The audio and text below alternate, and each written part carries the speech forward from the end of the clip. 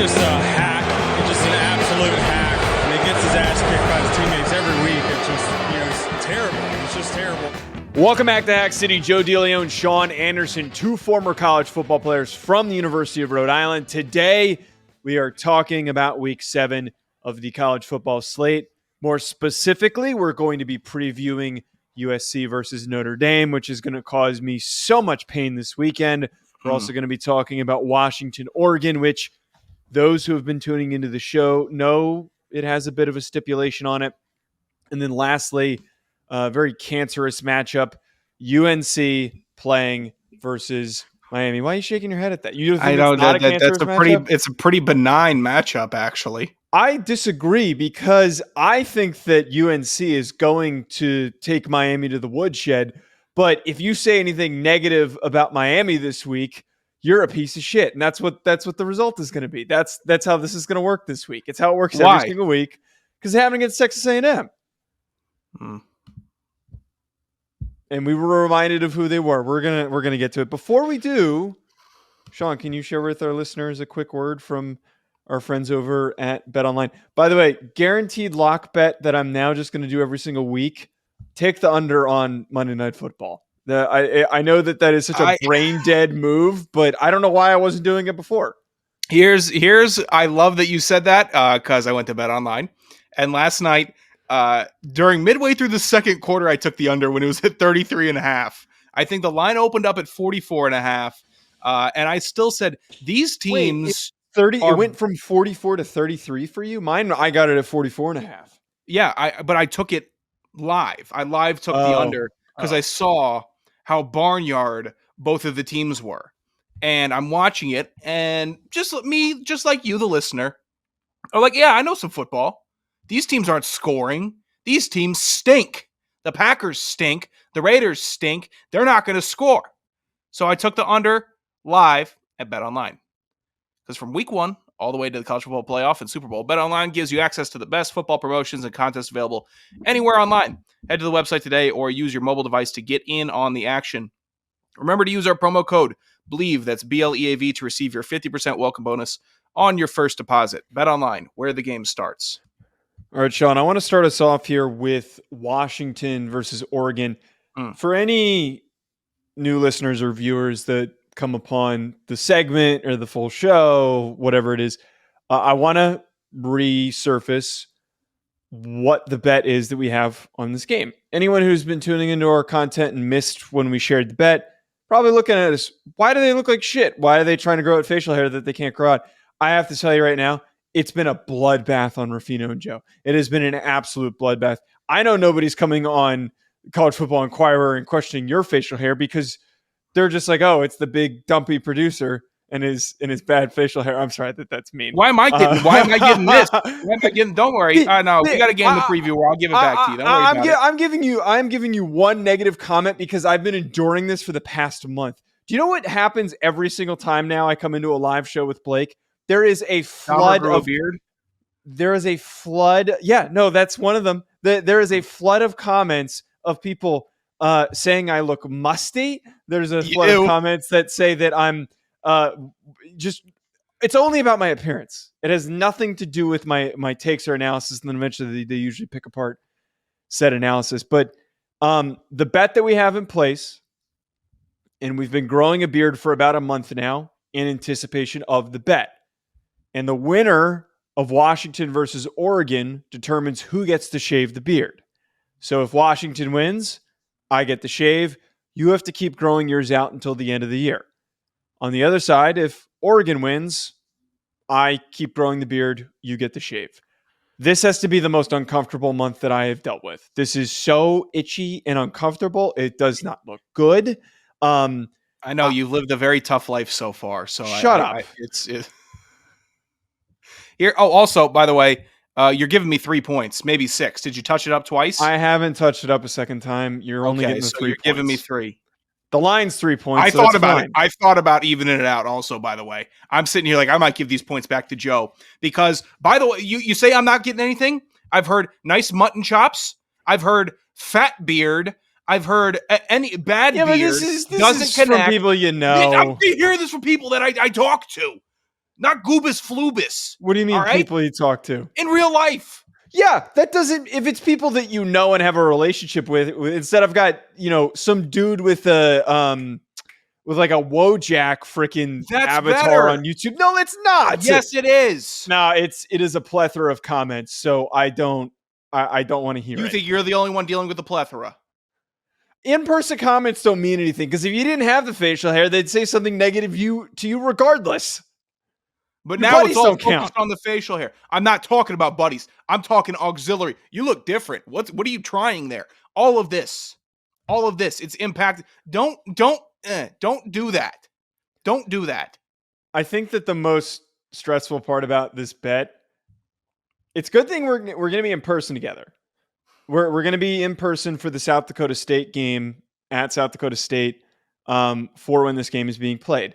But we have been told that the cell service during the game is going to be non-existent because there's going to be so many people on campus. So we're not going to know the outcome of the game until we walk back to the hotel. It is going to be the most stressful walk of my life. That is going to be horrible. I'm going to find out that score.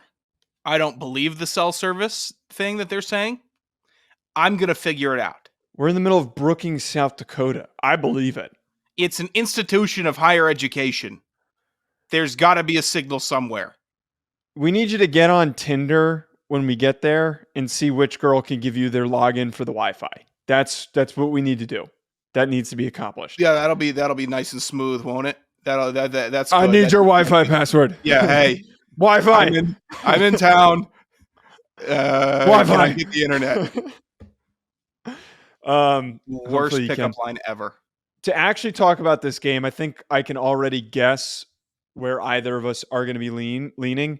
I'm getting killed on Twitter today, by the way, for my takes on why I think Washington is going to win this football game. I see Washington's receiving core of Polk, McMillan, and Odunze being one of the most elite receiving groups in the country. Now, I know that McMillan has dealt with some injury stuff. I don't know his total availability, but they have the most explosive offense in the entire country. And they've got a guy who has great deep ball accuracy, a big arm that is connecting with them at an absurdly high rate. They are unlike any other team in the country that they can just go deep and connect on a consistent basis. I really do think that despite Oregon showing that they've been a little bit more well-rounded, Sean, I think that Washington has the advantage to score in an instant that is going to help them build a lead that will put them in a position to then win that game and hold off that lead. The fact that they won last year at Autzen gives me a lot of confidence that this team has improved, that they're going to win at home this season. The wide receivers for Washington they scare me. Washington, they scare me. They are difference makers. They are efficient route runners, and they catch the ball. That is nervous. I need what I'm going to deem a big donger game from Bo Nix. That's what I need him to do. I need him to look like whatever he was, whatever game last year when he was at his most dominant. Off the top of my head, I'm trying to think what it was. I think he ran for a couple touchdowns in one game. It might have been versus Cal or something. Whatever he was most dominant in last year, I need that to be replicated. Because not only are you playing for my beard and facial hair, you're playing for the shot at the CFP. Because I don't think USC is going to make it. I think these two teams are going to be the last two battling for the last ever spot in a 4-team playoff from the Pac-12 before it dissolves. Oh, you know what the game was? The game that where everyone started to really, really talk about Bo Nix last year, I remember, and I'm sure that some Oregon fans are going to come flying in and saying, like, it wasn't that one.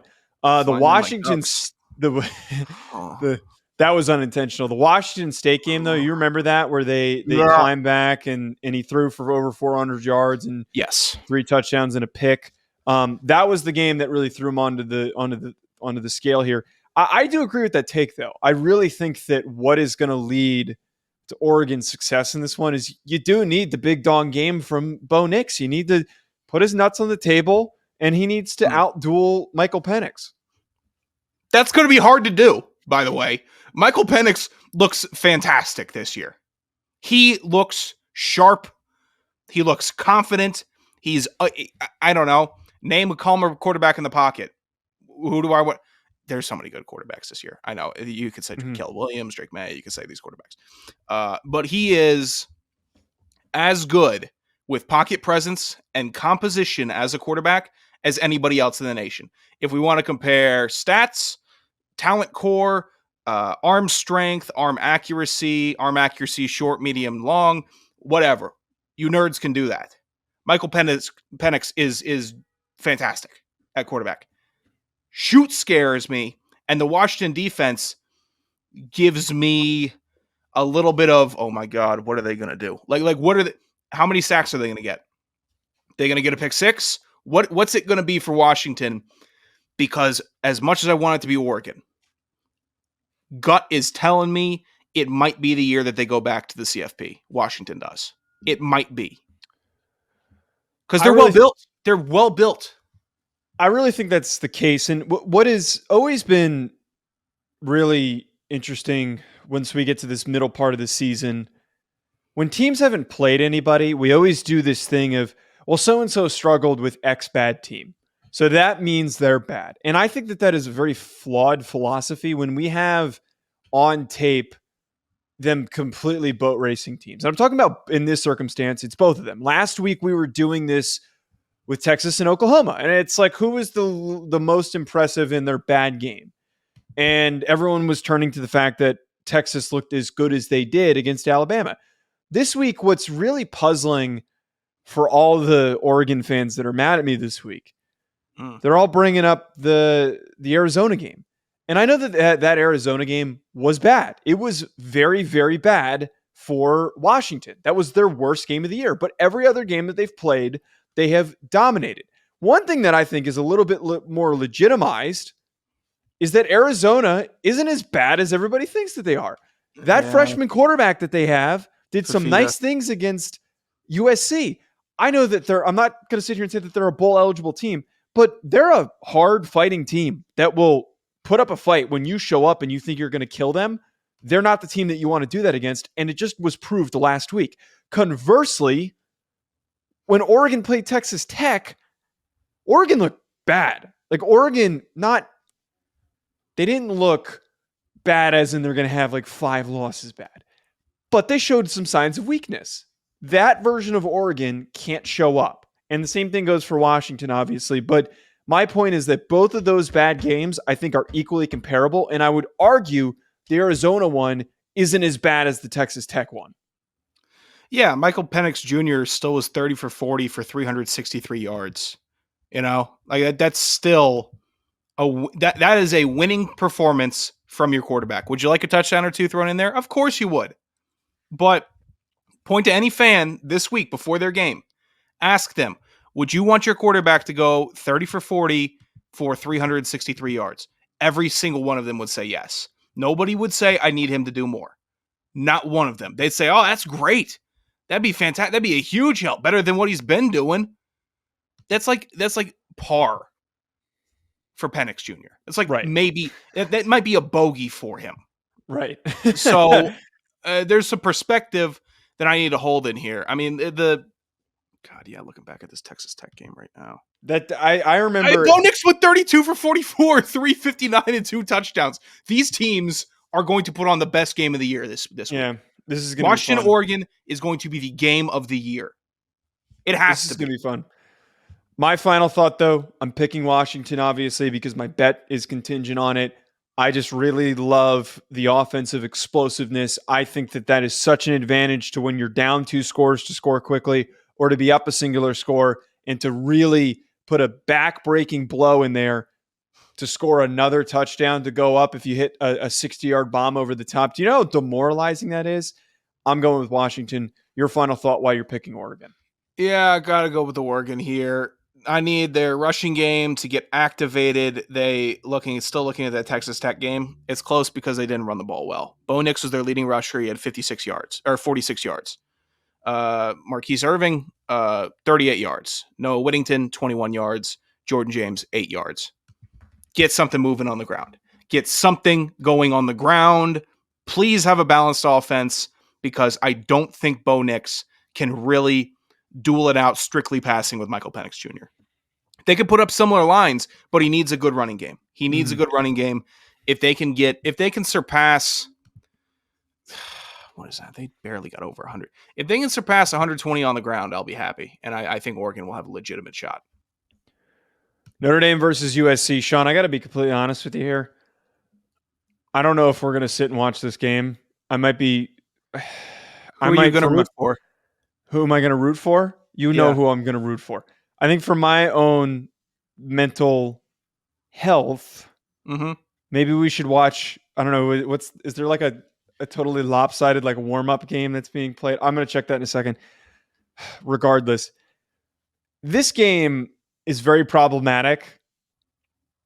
And in a way, I think it almost doesn't mean a ton for either. Actually, let me rephrase that. I think that both these teams have been exposed this past week, and they're not as good as I think either side hoped that they could be. And what is going to happen here for both these teams is either it's going to be a get-right week for Notre Dame's offense. They're going to have a fantastic game, and they're going to carry that momentum into the rest of the year.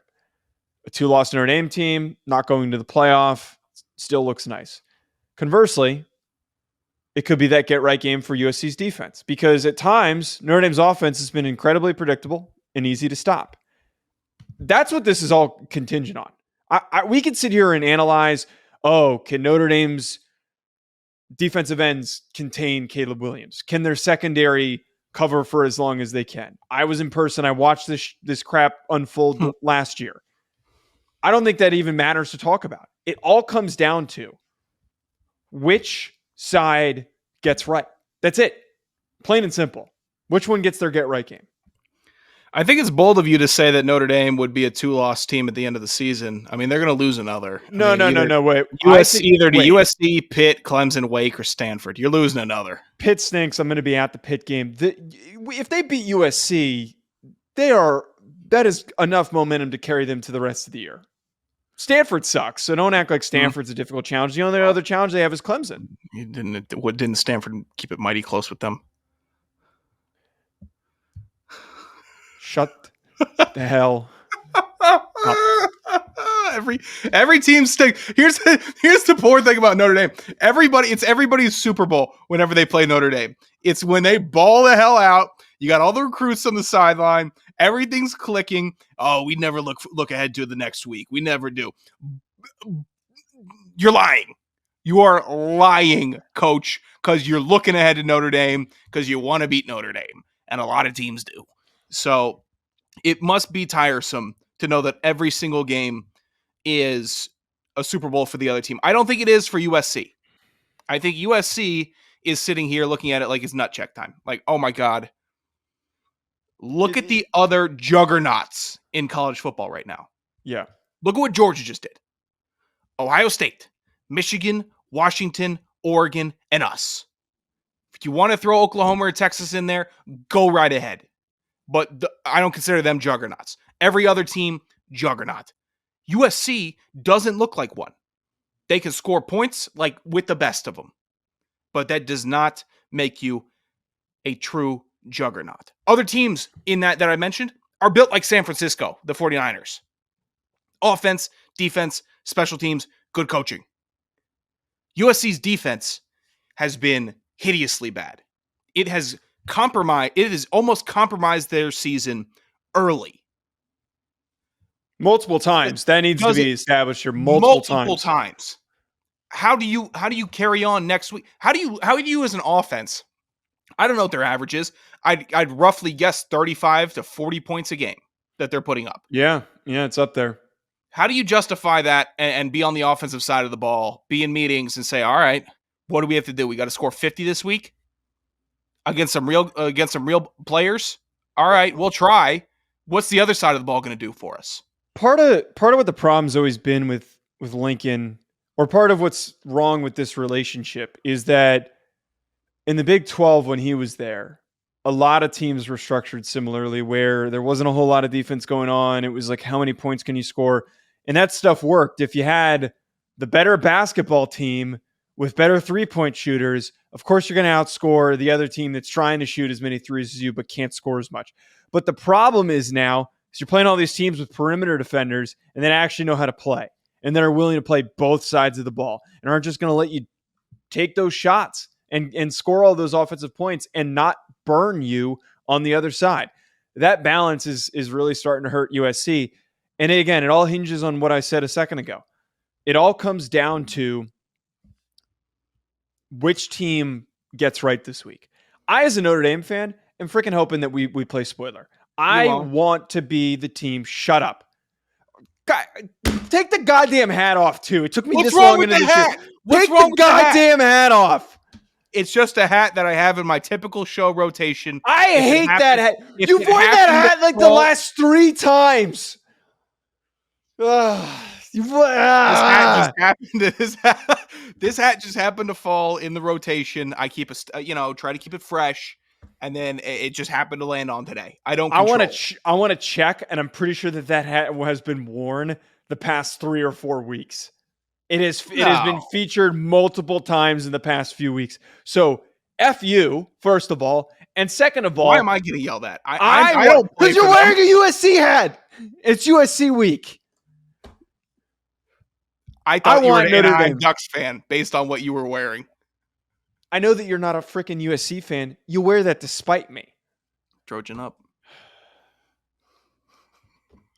I want Notre Dame to play spoiler. I want Notre Dame to be the team that ruins their season. I want it to happen. It's very possible. I'm just going to run through some embarrassments real quick if it'll make you feel better about the team that is represented on my hat. If I can do that real quick. Okay. Gave up 45 to UCLA. They won that. Gave up 27 to Notre Dame. They won that. This is last year still. Gave up 47 and lost to Utah in the Pac-12 championship game. That's Utah too. That's Utah. They lost to Tulane in the Cotton Bowl. Gave up 46 points. Gave up 28 to open up this year to San Jose State. They held Nevada, who might be the worst team in D1 single A football. Mm-hmm. They gave up 14 points to them. Stanford, second worst, 10 points. That's 14 points too many. Yes, 10 points too many for Stanford. Arizona State gave up 28 points, gave up 41 points to Colorado, let them way back in that game, and gave up 41 points to Arizona. I mean, that's embarrassing. That's every single week is embarrassing. It's bad. Should we now do here? Wait, let's for parody purposes, let's do. You want to do Notre Dame offense? Yeah, Notre Dame's offense. So let's read through it really quick. So starting with the Stanford game, 14 points. Okay, we're not gonna do last year because there's a couple games where they actually had good offensive output. So after the Navy game, after the Tennessee State game, wow, I'm doing bad here. 45 points against NC State, which was a good output. 41 points against Central Michigan, which is expected. Mm-hmm. But since then, they have 14 against Ohio State, 14 against Duke, and 20 against Louisville. So that paints the picture. Duke. I can't believe they won that game. I completely forgot about that Duke game. Yeah. All right, let's move on to talking about this last game. UNC versus Miami. This is at UNC. Look, my main focus on this thing, by the way, did you know that Mario Cristobal has yet to win a home ACC game? I found that out this week. I was listening to a show. He has yet to win a home ACC game. So maybe it kind of helps that they're on the road playing against UNC. I don't know how that how does he get these recruits? Because the CFE guys, Dan mentioned today that Mario Cristobal is actually able to flip a 4-star from Georgia to Miami this week. That kid flipped. How do you watch that Miami game and say, I'm playing for them? Bread. I guess so. He is. John Ruiz is working his magic, I guess. He's a really good recruiter. But here's what I'm really focused on. I think realistically, to project this game, Drake May is far and away the best quarterback that they've faced, and they made Haynes King look capable. Yes. Drake May could show up and do some things, and that defense that we've talked about. What are you laughing about? They made Haynes King look like somebody that was going to transfer to a better program after this year. like Georgia Tech is his level, but yes. Miami was bad enough where it's like, you know what? He could play somewhere else. He could definitely take over in Florida. That's what they made him look like. He didn't play great, but that final throw that he had was pretty nice for some of the throws that he has. Point is here, I think that Drake May and UNC's they're going to win this game. They've got the most momentum. They've looked the best, and they need that question-ending statement win to say, some people are trying to doubt us right now. We think that we're better than the likes of Alabama and some of these other programs that are in that top discussion. We're undefeated for a reason. Put us on the table. I'm really focused on here, though. Does Mario Cristobal stop the bleeding? Forget if the guy was down or not. We all know his decision to, one, go for it, and then in the post-game press conference, not take responsibility, to deflect to the player who fumbled the ball, which we talked about how ridiculous that was for him to do it. There's a lot of bleeding right now. I can only imagine that there's a ton of bleeding going on in that locker room, having been on teams where stuff like that has happened before. Mm-hmm. Guys are talking. Can you at least put up a fight? Can you win the game would be huge, but can you at least put up a fight and play a close game? Because they got to do that. Otherwise, some serious questions are going to start to be had about Mario. Yeah, it's either going to go one of two ways for Miami: bounce back or crumble. The one concern I have is that UNC down the stretch last year crumbled in pretty great fashion. They had a great win versus Wake Forest where they edged it out. Then they lost to Georgia Tech by 4, put them at 9-2. Then they lost to NC State, put them at 9-3. And then in the ACC championship game, got boat raced by Clemson. Clemson won by 29 points. I don't know if Mac Brown can win that big game. When it's all time to make it a football school, which it still won't be because of the basketball program, but if you want to have that Michigan, maybe mid to 2010s Michigan State football, basketball school, look at this. We're starting to really elevate. You have to win one big game. Mac Brown had a chance last year to set it, and then they had to basically set the reset button for all the fans. Say, we missed that one. We missed a lot of them in a row. We were, getting a lot of hype, and then we shrunk in the sunlight. They are susceptible to doing that. I'm staying away from this game from picks. I'm staying away from this game with overall projections. It could be a maniac game. It could just be two crazed coaches and a bunch of players going out and playing football for who knows what team. It's going to be a maniac game. You called it, you called it the cancer game. I think it was a cancerous match. I think it's a cancerous matchup because we were shown very clearly who Miami actually is. And I think that we overvalued the performance against Texas A&M because we thought Texas A&M was better than they actually were. It is a slippery slope that we have led ourselves on. We thought Texas A&M was good. They're really not. And then Miami beats them. And then now we're starting to think, Tyler Van Dyke's pretty good. Oh, this Miami team's looking pretty good. When they start to play some people in the ACC, they're really going to challenge Florida State. And then splat. We get to the bottom. We slide off the end of the slope. And we're like, why am I sitting in a pile of mud? Oh, my God, we just lost to Georgia Tech. And even if you won that game, it was still an exposure of a lot of the issues.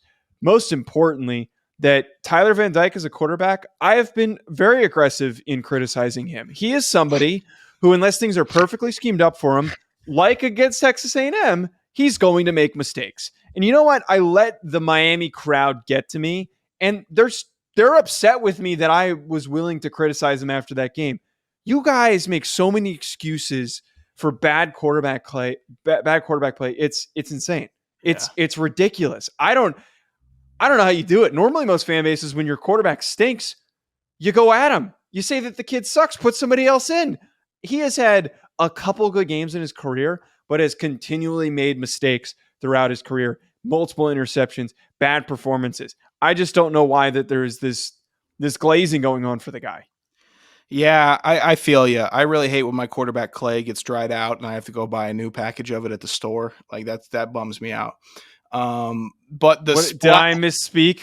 He said quarterback clay and then corrected it to play. The only way UNC wins this game is because of the splat last week. the splat for Miami, seeing that they have a loss and they're not in contention, that's the only reason that UNC wins, because the stakes have been dropped a little bit. I disagree. I think that UNC clearly has the upper hand. I think the way that Drake May has been playing is proof that the guy is as good as he has been marketed. I know that he's beaten up on some bad teams, but dude, the guy could go out there and cook. I'm with you. I am in on the bandwagon. Unfortunately, my focus for the quarterback position is going to be in the 5 to 6 guy and not the 1 to 2 guy. So I'm not watching a ton of Drake May because I know he's going to go to Tampa and carve up everybody in the NFC South. Like I'm preparing for it. So I'm more focused on, like, Michael Penix, Shedeur Sanders, somebody that Atlanta could get. That's what I'm looking at. But Drake May is legit. I think he has been received properly. All right, betting picks time. Sure. Let's talk about our picks. So last week, you went 2-0-1. I went 1-2. Oh no. Okay, That's a bummer. That's a bummer. I'm still up by 3 points.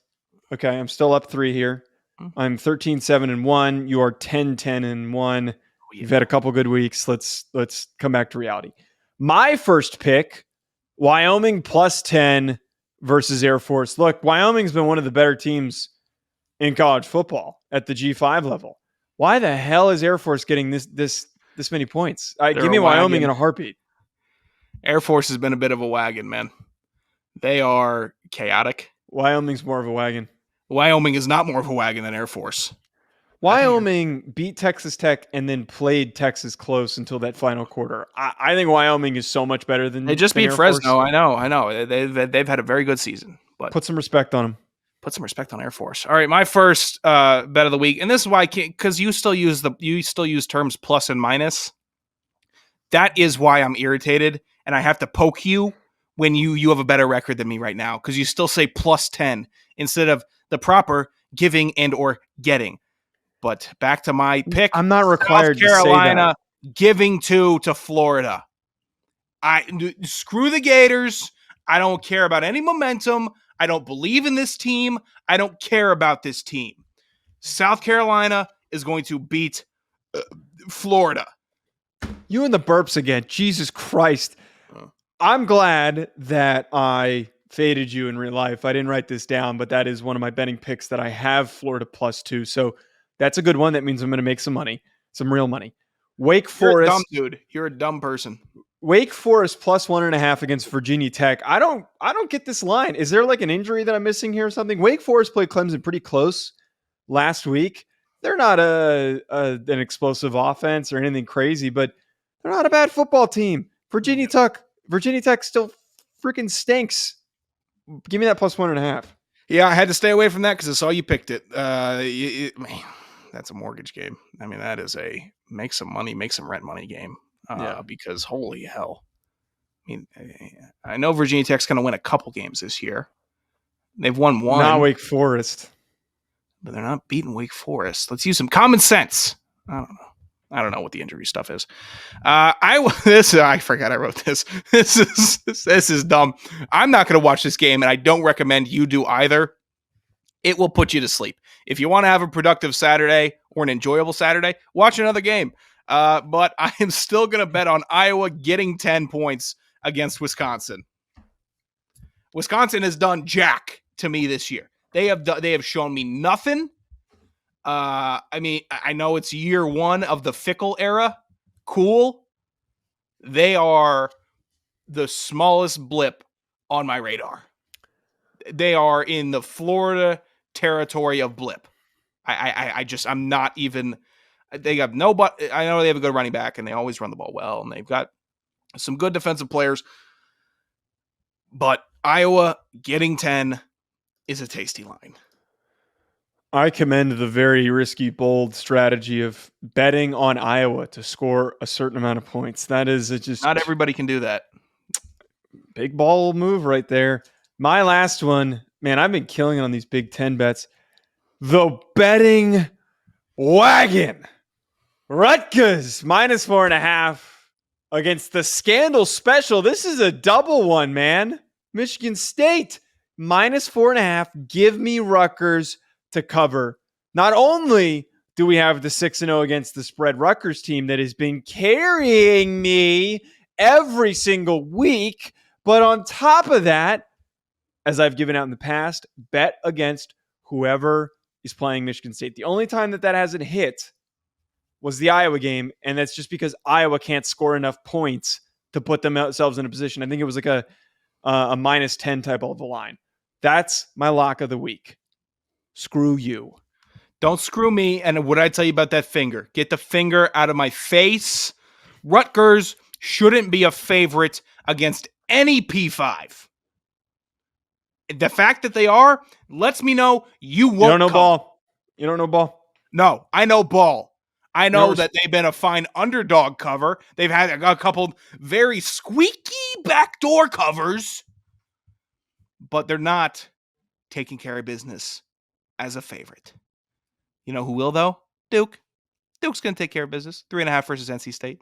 Nice, clean, smooth, easy play. With a backup quarterback. Easy play. NC State is going to score 7 points. You know what Duke just has to do? Score, I don't know, a touchdown and 2 field goals. Will that make it work? That'll work. That'll work. Taking Duke. 3.5. Very optimistic for backup quarterback to win that game. Yeah, I am. All right, final You're thoughts. very optimistic about a seller team in Rutgers. A 50-year seller. They are one basement? of the. They're better than Minnesota. They're better than Purdue. They're better than Illinois. They're better than Northwestern. They're a mid-tier team this year. You named one team that I think they could beat and that's Northwestern. Get your eyes checked. No. Final. My eyes are good, pal. Who's wearing glasses and who isn't? Final thought. Yeah. You once told me that you're prescribed to wear glasses when you drive and you choose not to. No, you stop. Don't you dare mark that down. Don't you dare mark that down. What are you going to mark down every single time you make an eye comment? No, but that was quick and that was good. You are prescribed glasses and you choose not to wear them.